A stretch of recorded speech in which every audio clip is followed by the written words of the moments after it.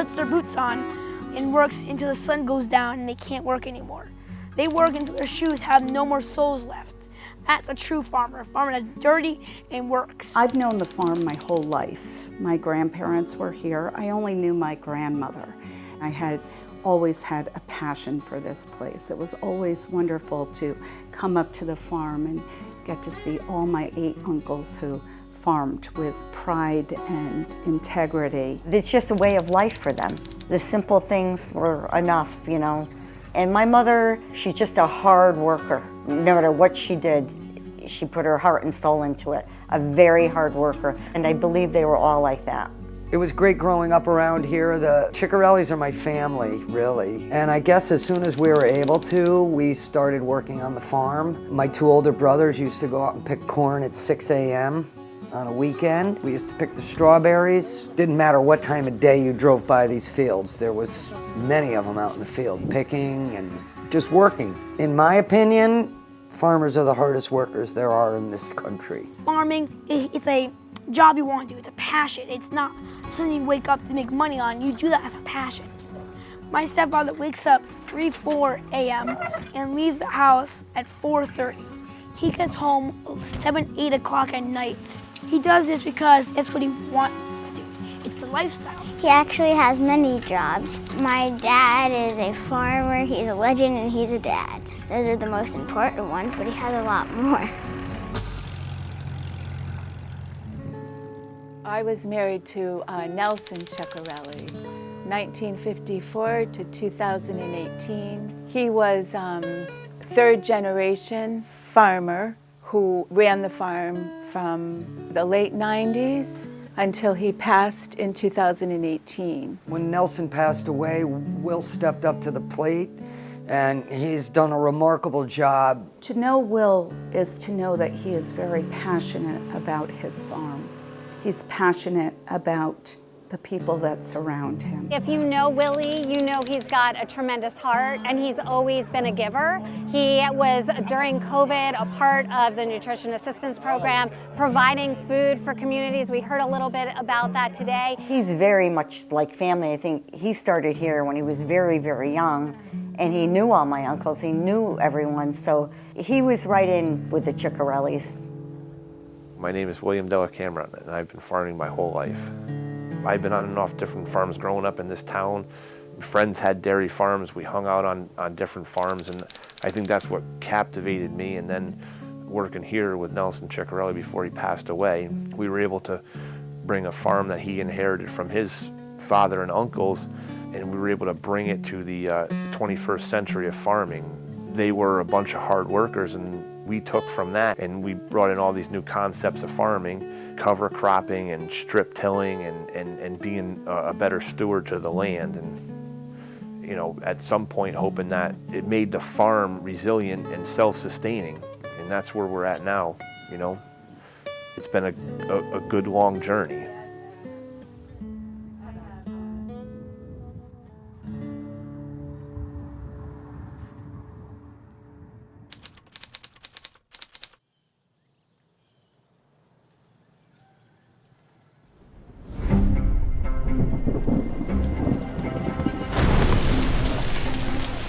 They're all knocked down, all destroyed.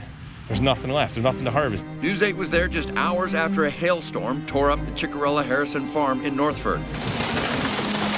Recent hail decimated several farms across the state. Right as many were getting ready to harvest. Willie Della Camera showed us the vegetables with holes right through them, torn from the plants. He has acres and acres of tomatoes growing here on his farm, most of which have been damaged after the hailstorms. Acres destroyed in minutes. Today, a week later, the produce rots on the ground, never to be harvested. Months of hard work gone.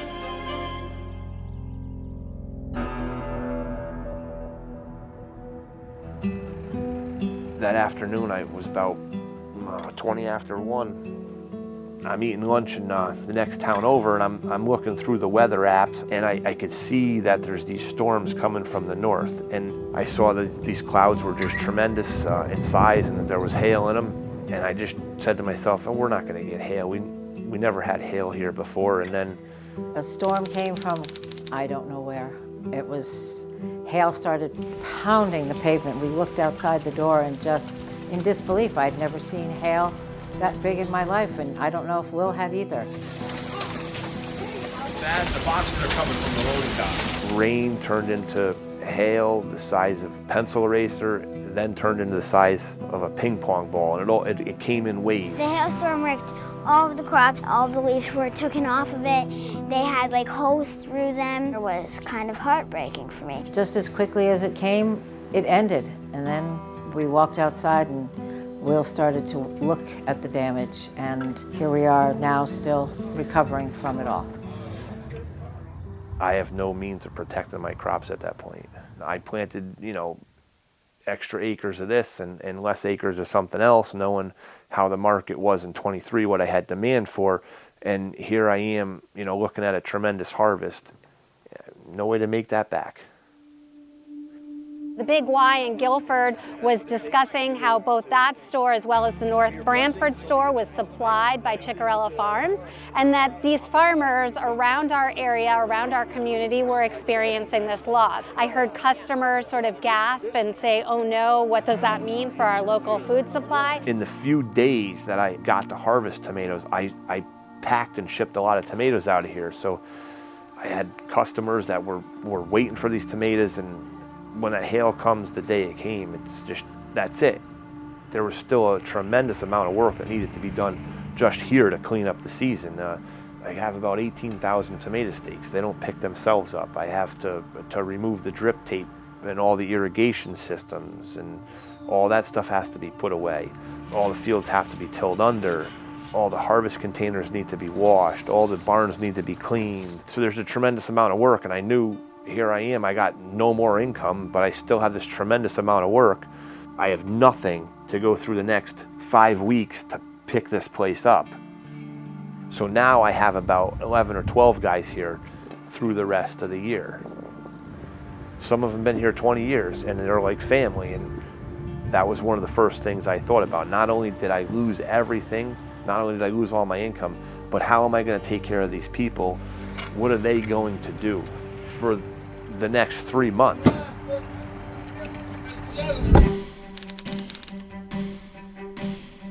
Farmer William Delacamera of Ciccarelli's Harrison Hill Farm invited Senator Richard Blumenthal to tour his damaged lands in Northford Friday. He was passionate in his plea to Senator Blumenthal, pointing fingers and stating his demands. Help me pay these people. I'm asking you today to pull up your bootstraps and find me $150,000. The state won't stand up for us when we're in disaster. Farmers asked for it last year and they got nothing. They were told, just go get insurance and you'll be okay. We have managed to work with some of the federal agencies. For example, in the flooding last spring, we got some remedies for people. People have lost homes and they have no insurance. People have lost businesses, destroyed, and they have no insurance. My heart goes out to you, Will. I have insurance though, and that's my point. You stood there and you said last year you were gonna find help. You found help in low interest loans. We don't need loans. Listen, if we wanted a loan, we'd go get one. We don't need no more loans. That's it, period. We need to reform the system to make it fairer, because right now it's dominated by the big agricultural businesses that have monopolies. But we also need to get these folks immediate relief. You could have $1 million crop for some of these farmers in Connecticut, over millions of dollars. They could only get 50% of the loss. 50% of the loss on $1 million would work out to 500,000, right? But you did that wrong. You got to do USDA math, because what you thought was 500,000, their math is going to bring it to 300,000, but you can only get 125 of that because that's all you're eligible for. Doesn't add up to me. I don't know how it adds up to Blumenthal. I don't know how it adds up to Congress. I don't know how it adds up to any lawmaker that's the way that things should be done. Yeah, here we are, waiting for something to happen where we could get ourselves back on our feet. You tell people, I'm gonna do this and I'm gonna do that, and it falls short all the time. I've worked too hard in my life to be left like this. You saw the video of me talking to Mr. Blumenthal. It may not have looked like the right thing, but after I tell you what I'm going to tell you now, you're going to understand why I did that. I faithfully went to the FSA office every year since I ran the farm without Nelson in 2018. I paid all the premiums they asked me to pay. I did all the reports they asked me to report. I was told this afternoon that on my loss, I was going to get $46,000. I don't know how that's possible. I've talked to the USDA in 2021 to try to get this fixed. I went to the state. They said, well, that's a DC thing. I go back to DC. They said, no, it's a state thing. They waited me out. Nothing got fixed. Now I'm here today, and they told me I'm going to get $46,000. I need $410,000 to pay my bills. And so consequently, he decided that he was going to represent them, not just for himself, but people who were struggling. He had visited Southbury after the floods, and he visited with officials, and they told him the same story that they told him after his disaster, that there were loans, that they could provide what they could. And when the money was out, it was out. He drove his tractor all over the state practically to get signatures and other small farms to be behind him. He went down there for all the small farms. He didn't go down for the Ciccarelli farm. I know that this man does not give up easily. He works, if he could, he would work until his bones physically gave. So when this happens, it breaks farmers because you just spent your almost a good chunk of that year and you lose everything. I've been to probably 50 farms in the past week and a half, and every one of them has the same message. Our state's not behind us, and our government's not behind us. What can we do immediately to help solve some of these problems? What mechanisms can we employ to pay bills and live? Today, we are here asking both on a federal level and a state level to look at what resources we need to provide in order to make sure that when a farm is hit, that they have the resources to recover immediately. We need to support farmers. Without us, no farms, no food. And everybody wants to eat local. We're the backbone of the country, and I think that we have to start getting treated like that.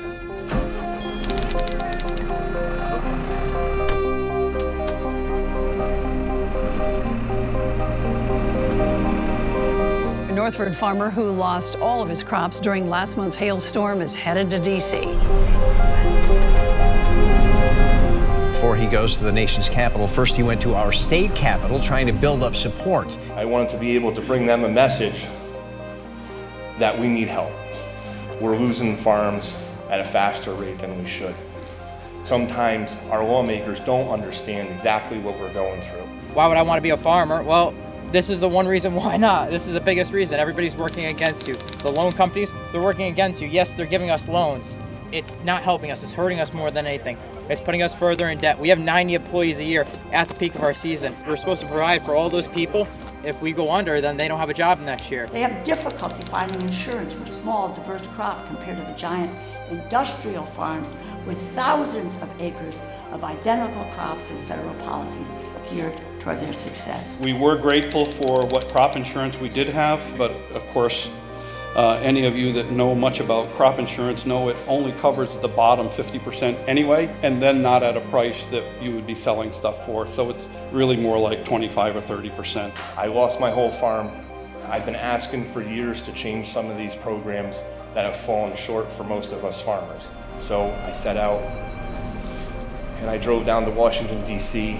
I spent a lot of time thinking, but I also spent a lot of time talking to Rosa's Aids and other organizations in D.C. to strengthen agriculture, not only here in Connecticut, but clear across the United States.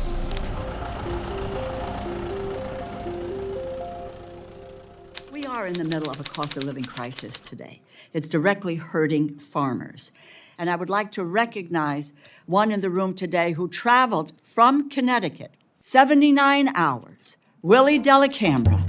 Hi, my name is William Delacamera. William Delacamera. Will Delacamera cannot get the funds that he needs. He did everything right and had insurance coverage, but was still left with over $200,000 in losses. In his travels, he landed meetings with the USDA and Connecticut's delegation. I was met by Rosa, and I asked her, please help us farmers out, help New England farmers out, help all American small farmers out. And when will that money flow? You just said it's the end of the month. It will begin to flow by the end of the month. Okay, that we will hold you to that effort. So with that, There was a specialty block grant of $220 million. $220 million in funding for farmers. This program will provide critical resources for states to distribute to producers. Money is on its way. Ordinary citizens have the chance to bring their stories and get things changed for the better. We came to a conclusion that these were all of the pieces that were needed to move forward. And I hope it does make a big difference. It shows that, yes, we can respond. And it's your voice that will get it done. I want to thank all of you for being here today. We're going to continue to fight. Thank you so much for all you do for America. Thank you. They think, oh, the farmer got what he needed. No, that's wrong. There's not one family farm in the whole United States of America that had a disaster and came out with what they had when they started that year. There's just not. The USDA had a program and it looked like it was going to give farmers like myself a little bit extra money. Well, USDA decided to only administer a third of your payment. USDA said, you know what, you farmers, you're feeling some hard times. We're going to give you a percentage of your overall gross earnings to help you in your 25 growing season. So just for hypothetical numbers, let's say because of your income, you're eligible for $100,000, but we're only going to give you $33,000. We allocated this money and we ran the numbers and we did all of our progressive factoring. So they send you a piece of paper that said you should get $100,000. Well, guess what? You're only getting $30,000. But we had $1.5 billion in this program and we still have most of it. We still have $900 million and we're going to give you a second payment. That was months ago. Where is it? Oh, well, we've decided to take another look at the program. So here we are again. This isn't even the insurance for the disasters. Now we're still saying, where's our disaster money? Where did it go to? Who's got it? The White House has halted over $600 million in funding promised to rural businesses and farmers through the Rural Energy for America program and other vital programs. Congresswoman Rosa DeLauro says Connecticut has lost 460 farms over the last 5 years, primarily related to weather events that put their livelihoods at stake. They've dragged their feet. We're over 6 months into it already. They have no idea how to administer the money. And then they keep changing their ideas. Well, you can get this and you can get that. The grain guys already got their money. They got their money months ago. The farmers that get left behind, the farmers that get left out, that's what the money was for. And now, in the last hours of everything, everyone's told no.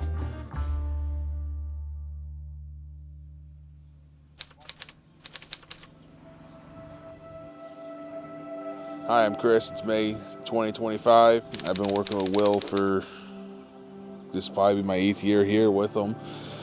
It's 8 months after the hailstorm and we're seeing what we can make of this year, really.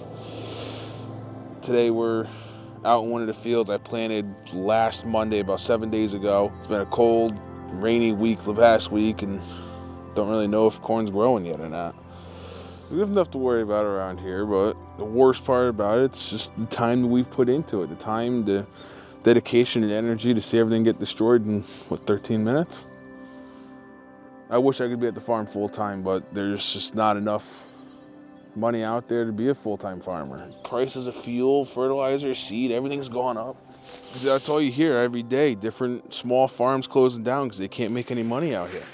I've been working with Will, and it definitely makes us a lot happier knowing that we have him, either me working for him or other people in the community supporting him. It's not easy to make a living out here, I can tell you that.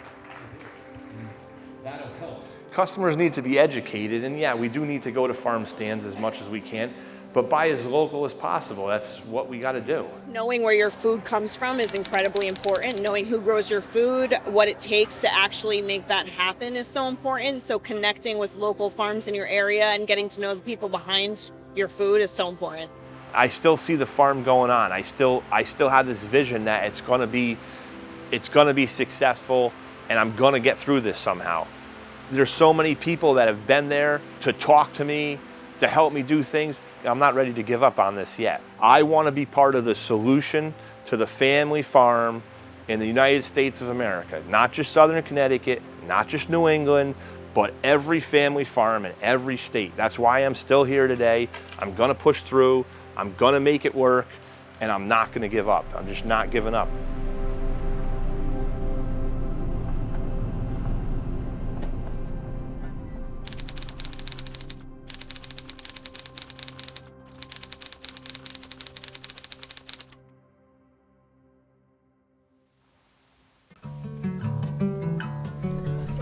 Great. Well, thank you everybody for joining us today. Appreciate everybody who made time in their busy schedule to come down to South Windsor to celebrate a couple of great victories in this past legislative session. Today in the state of Connecticut, they had a bill signing for a bill that we've worked on since January. It's a step in the right direction for these small micro weather events that leave farmers behind through the government program. So it was a kind of a monumental thing. They listened. They did what the lawmaker is supposed to do for their constituents. That's all we could ask for. I'm so proud to have been here today watching that bill be signed, all because of Willie's activism and his heart that is truly with the agricultural community. In doing all this, that's my vision of democracy working. I had a problem. I went to my representatives, I went to my senator, I was clear and forthright and a little bit loud of what my problems were, but not just my problems. The Fairweather Acres, the B&B growers, the Burnham family. These are all big family farms that have experienced this over the years. I've never seen that kind of participation from that many lawmakers in one place about one thing ever in the state since I've been the mid-90s watching what goes on. Thank you all, because we all played a part in making this happen, bringing it over the finish line. There's still a lot more to be done, but I'm so proud of the Connecticut Farm Bill that we will be signing today. Thanks so much. Today was a good day, and when I wake up to come to work tomorrow, it's going to be a better day. I want to thank everyone that helped Willie, and we want to thank you for coming to us in our hour of need and helping us. I want to be a farmer like my dad. I think it's fun. I really have my heart set on being a farmer. So, yay.